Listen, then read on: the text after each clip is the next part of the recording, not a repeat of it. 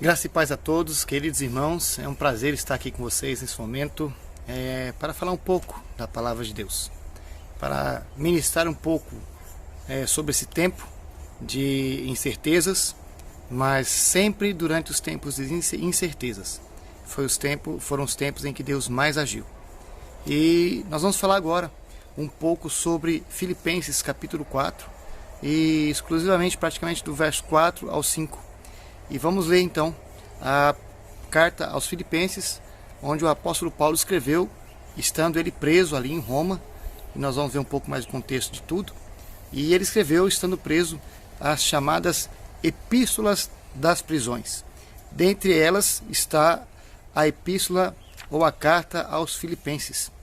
Então, Filipenses capítulo 4, de 4 a 5, e coloquei de uma maneira bem atualizada, contextualizada com o grego. Diz o seguinte: alegrai-vos sempre no Senhor. Outra vez vos digo, sempre alegrai-vos em todos os momentos.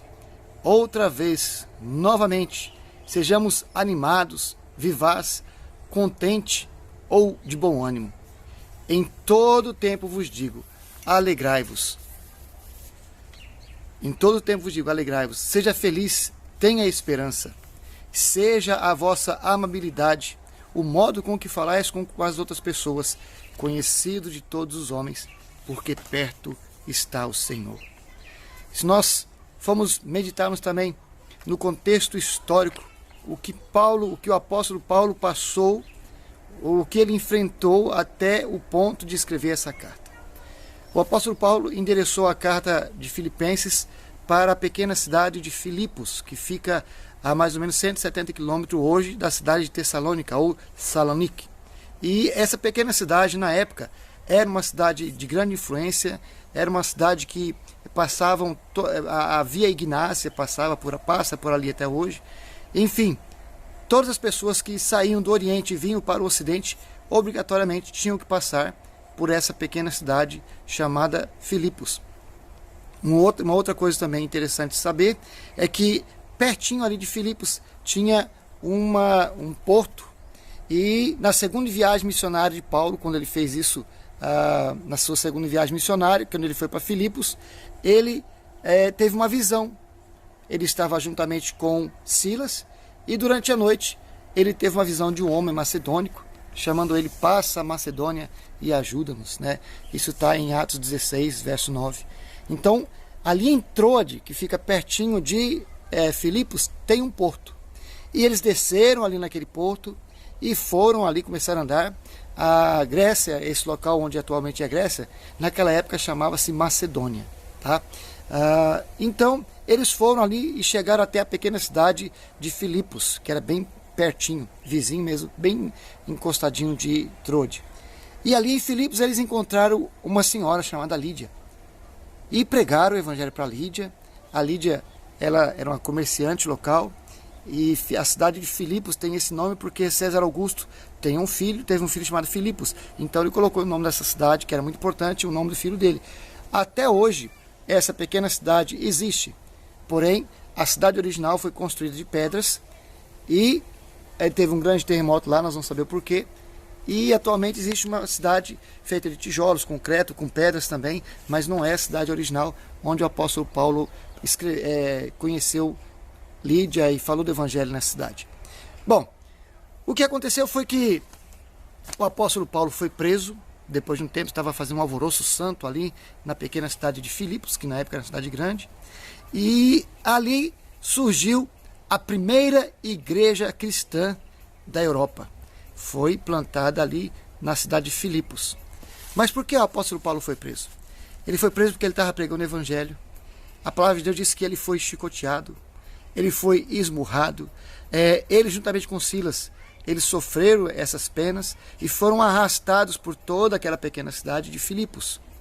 À noite, eles foram presos, à noitinha foram presos, ali na pequena prisão da cidade de Filipos, e foram enjaulados. Era uma prisão de pedra, com a porta ou a grade de ferro, com sentinelas, com vigias ali, para evitar que eles fugissem. E naquela época eles eram presos com os pés Eram 2 toras de madeira que colocava nos pés e prendia com cadeado, e as suas mãos com correntes. Mas olha, o fato interessante de que aconteceu nisso foi que o apóstolo Paulo e Silas, à meia-noite, durante a noite, eles estavam louvando e adorando a Deus. Em meio às circunstâncias terríveis que eles haviam passado. Se você um dia se machucou, apanhou, se você um dia caiu de bicicleta ou caiu de moto, teve algum acidente, você sabe o que é as consequências 1 ou 2 horas depois do acidente, ou do pequeno ou grande acidente. Arde tudo, dói tudo, o corpo fica praticamente imóvel. Mas Paulo e Silas, o apóstolo Paulo e Silas, eles estavam na cadeia, louvando e adorando a Deus. E o que aconteceu? Em Atos também fala que teve um grande terremoto. E esse terremoto destruiu ali praticamente tudo, abriu-se a cela. Hoje, a pequena cidade original de Filipos não existe mais. Ela está pedra sobre pedra. Mas você encontra ali uma capelinha feita, coberta com ferro, onde surgiu a primeira igreja plantada pelo apóstolo Paulo ali e Silas na cidade de Filipos. Tem também um pequeno espaço arqueólogo, um pequeno museu ali antigo, mas tudo é a céu aberto hoje, porque o terremoto acabou com tudo e construíram uma nova cidade. Paulo e Silas foram libertos. E qual foi a primeira coisa que eles fizeram? Pasmem, a alegria do Senhor estava com eles. E sempre alegria inabalável. Porque mesmo estando acorrentados, mesmo tendo destruído a prisão, mesmo estando ali, eles foram libertos, né? Mas mesmo saindo dessas correntes e sendo libertos, eles, em vez de sair correndo, não. Eles ficaram ali e ainda falaram de Jesus para o sentinela, para o guarda que estava tomando conta deles. Esse é um pouquinho do contexto histórico antes dele ser preso em Roma. Dali ele foi para Roma. E lá em Roma ele foi preso na cidade de Roma. E a sua prisão, chamada Marmiteia, era uma prisão que fica mais ou menos 600 a 700 metros do Coliseu, o grande Coliseu da cidade de Roma. E ali, essa prisão ela foi construída subterrânea. Eles escavaram uma pedra que no Brasil poderia se comparar à pedra sabão, mas lá tem umas pedras de muito calcário, e eles fizeram essa prisão ali perto do Coliseu. E nessa prisão não tinha escada de acesso.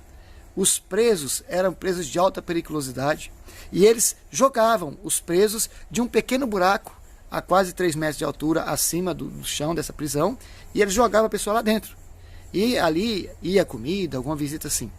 A única maneira de se entrar nessa prisão era através desse buraco, certo? Hoje, se você procurar no Google e colocar prisão de Marmiteia, onde foi preso o apóstolo Paulo e também o apóstolo Pedro foi preso ali nesse mesmo local, e eles ficaram presos. Vocês podem procurar isso na internet e ver a foto. Atualmente, essa prisão, ela tem uma escada, fizeram uma escada lá de cima e vem até ali o piso da prisão, mais ou menos 3 metros de altura, e onde você pode entrar e tirar fotos. Existe lá ainda, já reformaram, né? Mas ainda existe lá o que foi na época do apóstolo Pedro e Paulo, quando eles estiveram presos, o que foi essa prisão. Tem lá os buracos na parede onde eram colocadas as correntes e que eram presas às suas mãos, uma coluna de mármore também onde eles eram acorrentados. Enfim, um pequeno, como se fosse um calabouço só que subterrâneo, que foi escavado em uma pedra calcária muito existente ali em Roma e em toda a parte do leste europeu também. Então, o que aconteceu com Paulo quando ele estava preso ali? O apóstolo Paulo, ele podia receber visitas, ele era guardado por soldados, está em Atos 28, ele era permitido receber visitas, não todos os dias, mas era permitido receber visitas. Suas visitas eram severamente limitadas, está em Atos 23, 35. Ele teve a oportunidade de pregar o evangelho para os vigias lá, em Atos 28 fala isso, e o apóstolo tinha esperança de ser libertado, como fala em Atos 23, ou concordar em ser julgado em Jerusalém. Haviam outras maneiras também que você vê em Atos, subornando os policiais, os sentinelas ali para ser libertos. Mas o apóstolo Paulo, como sendo um apóstolo e cristão, ele esperou na graça do Senhor Jesus. Além de preso, Paulo ainda ele combatia certas seitas com falsas doutrinas chamada, são os gnósticos e os estoicos. Essa carta que o apóstolo Paulo fez para os irmãos de Filipos foi para saudar os irmãos que eram salvos em Cristo Jesus, dando a graça e a paz. É uma saudação prática que se dá até hoje, que se sauda aos salvos com a graça e a paz do Senhor Jesus. Então todos que são salvos se saudam dessa maneira. E as cartas de Paulo, 1ª e 2ª Tessalônica, as epístolas das prisões, todas têm o início aí, saúde os irmãos com a graça e a paz do Senhor Jesus. Por isso que hoje nós saudamos os irmãos, a graça e a paz do Senhor Jesus, uma maneira bíblica de saudar os irmãos também. E quem eram os estoicos que tanto o apóstolo Paulo combatia, ao ponto dele escrever nessas cartas, para combatendo, defendendo o Evangelho, em defesa do Evangelho? Então os estoicos, eles eram um movimento filosófico, criado há 300 anos antes de Cristo, e era muito difundido em toda aquela região. Para vocês terem uma ideia, essa escola de Sócrates, essas escolas mais antigas, também difundiam o estoicismo e o gnosticismo. Então, os estoicos, principalmente, que eram bem influentes naquela época, em toda Roma, em toda a Macedônia, que atualmente é Grécia, era disseminada por nada mais, nada menos do que Sêneca. Sêneca, um grande dramaturgo, tornou-se advogado e depois casou com a sobrinha de César Augusto e tornou-se senador. Mas, fatos interessantes, essas pessoas de alta cultura, de alta inteligência, formadas aos pés dos grandes professores da época, eles difundiam essa filosofia gnóstica, que cria no cosmo, na interferência do cosmo, na personalidade das pessoas, e o estoicismo que eles criam que a verdadeira alegria era estar bem com o cosmo, era se desligar desse mundo, coisas que não vêm segundo a Bíblia. A Bíblia diz que a verdadeira paz, ela vem somente de Jesus. Mas o apóstolo Paulo estava freneticamente, alegremente, divulgando a alegria de Jesus e combatendo o estoicismo e o gnosticismo. Um fato interessante, quando o apóstolo Paulo foi preso pela primeira vez, lá em Filipos, juntamente com Silas, quem prendeu ele? Gálio. Se você ver em Atos lá, Gálio foi quem prendeu o apóstolo Paulo. E quem era Gálio? Gálio era irmão de Sêneca. Também era um grande estudioso e era o senador. Foi designado para ser o governante ali daquela região por César de Roma. Então ele era o que comandava a cidade de Filipos e quem prendeu o apóstolo Paulo, exatamente por também estar combatendo o estoicismo, o que tanto pregava Sêneca, Gálio, entre outros intelectuais da época. Então, amados, a nossa luta, a palavra de Deus fala que não é contra carne e sangue, mas nós temos que defender o Evangelho nessa situação toda em que passamos no Brasil e que se passa no mundo. Nós temos que defender o Evangelho, não permitir que a cultura desse século se entranhe dentro da igreja, que a cultura desse século tome conta do seu pensamento, tome conta da sua cultura. A palavra de Deus, ela é supracultural, ou seja, ela está acima de toda cultura. A Bíblia, ela está acima de toda cultura, pois foi feita pelo Criador. O que vem depois foram ocasiões foram criadas por homens. Mas a palavra de Deus, ela é supracultural e ela está acima de toda e qualquer cultura, pensamento ou filosofia humana. Então, aquilo que não aflige diretamente a palavra de Deus, tranquilo. Mas, se a cultura desse século, como tantas outras coisas, estoicismo, gnosticismo, a bruxaria, ocultismo, comunismo, enfim, todas essas coisas que atacam diretamente a família, que atacam diretamente o Evangelho, a palavra de Deus, isso nós temos que combater, não apenas defender, mas como o apóstolo Paulo fazia, ele combatia essas seitas, essas heresias que tanto entravam dentro da teologia que era pregada pelo apóstolo Paulo. Por isso ele escreveu em todas essas cartas, e praticamente todos os escritos que o apóstolo Paulo fez, ele combatia o gnosticismo e o estoicismo, que era tão difundido na Grécia Antiga e Roma também. Então nós temos que orar e pedir a iluminação do Espírito Santo de Deus, para que ele nos ilumine ao que devemos fazer. como combater, como defender o evangelho. Não apenas ficar orando e não agindo, porque a palavra oração é orar, é agir, é ação. Mas muitos de nós ficamos apenas na parte teórica, que é claro, muito necessária a oração. Mas a oração completa ela tem que ter a parte de ação. Ou seja, em albanês fala esbatói, tem que fazer, tem que realizar, tem que mover. Então, nós temos que fazer e realizar aquilo que nós estamos orando. Vivemos pela fé, mas aquilo que cabe a nós, nós temos que fazer.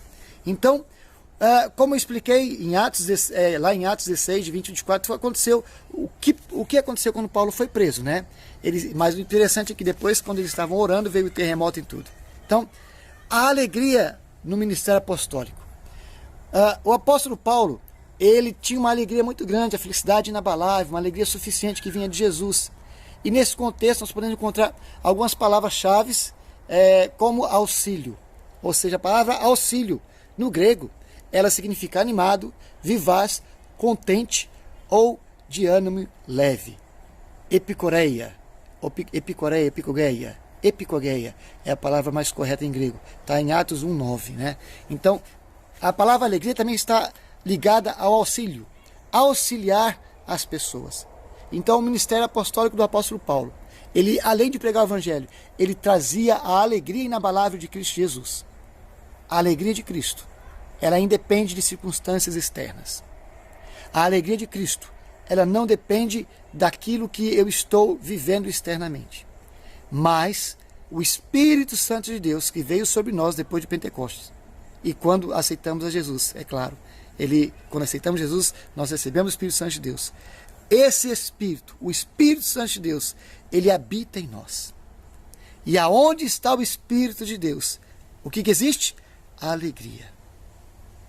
Essa alegria que nós falamos que é inabalável, ela é eterna porque ela vem de Deus. O próprio Deus, o próprio Espírito Santo de Deus, que é o próprio Deus, ele habita em nós com essa alegria. Então nós temos que externar a alegria de Jesus Cristo para as outras pessoas, independentemente das circunstâncias externas. Por quê? Porque a palavra de Deus fala que Cristo em nós, a esperança da glória. E quando nós esperamos e cremos no invisível, Deus, ele faz o seu querer, o seu realizar em nossas vidas, porque Deus é Deus. Então, ele teve uma experiência com Jesus. O apóstolo Paulo teve uma experiência viva com Jesus. O apóstolo Paulo, ele viu a existente forma divina de Jesus. Morfoteu. Em Atos 2:6 você vai ver isso. Ele viu a morfologia do próprio Deus pessoalmente. E sendo o próprio Deus que ele viu, ele teve o contato com Jesus Cristo. Então, todos os apóstolos do Novo Testamento, eles conviveram com Jesus, receberam os ensinamentos de Jesus e ficaram com Jesus. Por isso, pregaram o evangelho até os confins da terra. Ou seja, Jesus, ele é em si mesmo o imutável Deus, habitando entre nós em sua grande excelência e glória. E o tema principal que foi falado em Filipenses capítulo 4, de 4 a 5, sobre a felicidade, foi a excelência inigualável, incomparável de Cristo Jesus. Quando nós temos em nós Cristo Jesus, a excelência inagualável, a excelência incomparável, insondável, que não tem altura nem profundidade, nem direito, nem esquerda, nem para frente, nem para trás, Ele é o próprio Deus. Então, mesmo diante da prisão, nós vimos que o apóstolo Paulo, ele destacou a plena felicidade e alegrias vindas diretamente por meio de Jesus. Filipenses 1:4, Filipenses 2:2, Filipenses 3, de 1 a 3, Filipenses 4:1 e 4:10. Em Filipenses 1, de 1 a 10, nós vamos ver essa felicidade inabalável. A felicidade vinda de Cristo Jesus, habitando na vida do apóstolo Paulo. E até um certo tempo atrás, muitos anos atrás, muitas pessoas falavam para mim: mas Henrique, você tem que ser um pouco mais, não, você é muito alegre, você dá muita risada. E eu tentei por um tempo ficar, entre aspas, mais sério. Porque a seriedade da pessoa não está se ela é feliz ou se ela tem a cara fechada. A seriedade da pessoa é que ela tenha uma vida íntima com Deus, que ela tenha uma vida de santidade, que ela tenha uma vida de comunhão com o Pai, através do louvor, da oração, da vida diária, na prática diária. Isso é seriedade.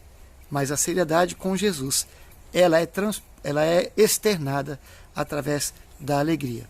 E essa é uma alegria incomparável que vem somente de Jesus Cristo, transformando o mundo com a alegria de Jesus. A alegria de Jesus, ela é doada a nós, para que através disso nós vamos transformar o mundo através do nome de Jesus Cristo. E é isso que nós temos tentado fazer. Em Atos, a alegria, são usadas diversas vezes a palavra alegria no Novo Testamento, no Velho Testamento. E hoje, a alegria de Jesus, ela está aí para transformar o mundo. E nós vamos também dar uma olhada, se nós lermos Filipenses, capítulo 1, e do verso 4, 5, o 6, até o 10, fala sobre essa alegria, como eu falei agora mesmo. Nos primeiros capítulos, descreve a plena experiência de Paulo com Jesus Cristo. Se nós formos ver Atos, no primeiro capítulo, ali mostra a experiência que o apóstolo Paulo teve com Jesus Cristo. E também no capítulo 3 é usado como um ponto de prumo, ou seja, de direitamento, de alinhamento, vamos falar assim, do alinhamento de Deus com o homem. Em Filipenses capítulo 3, verso 1 fala: alegrai-vos no Senhor. Sendo a primeira vez que Paulo acrescentou no Senhor, apontando para o real e verdadeiro motivo do cristão, que é estar ligado com ele e esperando a sua volta. Tanto é que no verso 5 fala: seja a vossa amabilidade, a vossa comunicação com o próximo, conhecida dentre todas as pessoas, porque perto está o Senhor. Dizendo que nós não podemos perder a oportunidade de falar de Jesus para as pessoas, a tempo e fora de tempo. Em toda e qualquer circunstâncias, nós temos que levar nossa conversa para Cristo, porque Cristo é o alvo. Cristo é o nosso Senhor e é dele que nós temos que falar. A alegria de Cristo deve fluir de um relacionamento incontestável e inabalável, imutável do soberano Senhor. Ou seja, a alegria de Jesus, ela é imutável. Ela não vai mudar. Ela não vai ser diferente hoje ou amanhã. A nossa alegria externa até pode ser diferente, mas a alegria que nós temos dentro de nós, ela não vai sair. Tem muitos e muitos versos na Bíblia falando sobre a alegria, alegria soberana, imutável de Jesus Cristo. A alegria falada pelo apóstolo Paulo, ela tem seu ponto clímax máximo, vamos falar assim, em Filipenses 4:4. Em duplo mandamento: alegrai-vos no Senhor, e novamente ele pede para nós: alegrai-vos no Senhor. Ou seja, alegrai-vos também a tempo e fora de tempo. Paulo convoca os cristãos a se manifestarem em alegria no Senhor, onde os nossos sentimentos externos não devem se caracterizar os sentimentos internos que temos em Cristo Jesus, demonstrando a alegria autêntica que vem do Senhor. Amados, novamente, eu vos falo agora: alegrai-vos no Senhor. Que a nossa alegria, vinda do Senhor, ela possa ser radiante, onde quer que nós estejamos. A alegria inabalável de Jesus Cristo, de Filipenses 4, de 4 a 5, ela nos leva a essa plena certeza de que Jesus Cristo está conosco. E a palavra de Deus também fala: eis que eu estou convosco todos os dias, até a consumação dos séculos. Eu me lembro, por exemplo, em 2006, quando eu estava fazendo um treinamento de missiologia, lá no CIENS, Centro Integrado de Educação e Missões, no Rio de Janeiro. E uma das tardes, estava eu com a minha esposa, minha filha, Emanuele, tinha apenas 6, 7 anos nessa época. E veio ali uma ansiedade muito grande, um temor muito grande. Principalmente, vamos falar assim, uma grande ansiedade. E aquela ansiedade me deixou assim, com o corpo um pouco cheio de suor, preocupado, o que vai ser amanhã. Estava perto de nós irmos para a Albânia pela primeira vez. Nós não sabíamos de fato, na realidade, o que íamos encontrar ali na Albânia. Mas veio a palavra do Senhor Jesus dizendo: eis que eu estou convosco todos os dias, até a consumação dos séculos. Meus irmãos, você que está nos vendo nessa hora. As circunstâncias podem ser adversas. O quadro político, espiritual, de saúde emocional, enfim, financeiro do Brasil e até mesmo o nosso próprio estado possa estar um pouco abalado. Eu não sei quais são as circunstâncias que você está vendo essa palavra, mas a palavra do Senhor, ela é muito clara. Alegrai-vos no Senhor, não desista, não desanime, não esmoreça, não dê o braço a torcer. Sê forte e corajoso. Eis que eu estou convosco todos os dias. Por isso eu vos digo, alegrai-vos no Senhor. E seja a vossa amabilidade, a maneira com que você fale com as outras pessoas, conhecida de todos os homens, porque perto está o Senhor. Que o Senhor te abençoe. Que a graça e a paz do nosso Senhor e Salvador Jesus Cristo, que a unção e a consolação do Espírito Santo de Deus esteja com cada um de vocês agora e para sempre. É o que nós declaramos em nome de Jesus. Nós vamos estar orando agora por você. Eu convido você a fechar seus olhos e vamos falar com Deus. Pai de amor, nós te louvamos, ó Pai, nesse momento. E te louvamos por todas as circunstâncias que temos passado. A tua palavra fala que nós aprendemos a viver contentes em toda e qualquer circunstância, seja na fartura ou na necessidade, na alegria ou na tristeza, na prosperidade ou na escassez. Que o Senhor nos traga essa alegria. Que o Senhor, ó Pai, como fizeste com todos os apóstolos, com praticamente todos os personagens da Bíblia, que o Senhor venha trazer a tua alegria, mas que possamos também saber a nos contentar em toda e qualquer circunstância. Eu oro em nome de Jesus, só para complementar. Eu lembro que quando eu aceitei Jesus, em 24 de março de 1987, foram tempos terríveis, vamos falar assim. Eu estava recém-liberto das drogas, tinha passado 6 anos usando drogas, passei por 3 paradas cardíacas, mas Jesus preservou minha vida. E depois disso, começamos a montar uma casa de recuperação de drogados na cidade de Imperatriz, no Maranhão.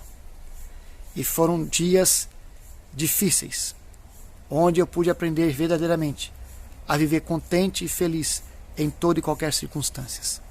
Uma crise muito grande naquela época abalou o Brasil e foram tempos muito difíceis, pessoalmente falando, ao ponto de ter escassez de algumas coisas. Não passei necessidades, mas foi um tempo muito difícil. Mas eu me lembro muito bem que em todos os momentos difíceis, de ansiedade, de correria, aquela coisa toda, aquela pressão e opressão, em todos esses momentos, nos momentos mais críticos, eu dobrava os meus joelhos e orava e conversava com Deus, e orava e falava com Ele o que estava passando. Eu pronunciava tudo aquilo que estava passando comigo, ao meu redor ou no meu coração, e daí a pouco a paz de Deus, que excede todo e qualquer entendimento, ela enchia meu coração. Então, meus amados, seja qualquer circunstância que você está passando, que você venha orar a Deus. Pare, ore e receba de Deus a paz que excede todo entendimento. Que o Senhor te abençoe em nome de Jesus. Graças a Deus.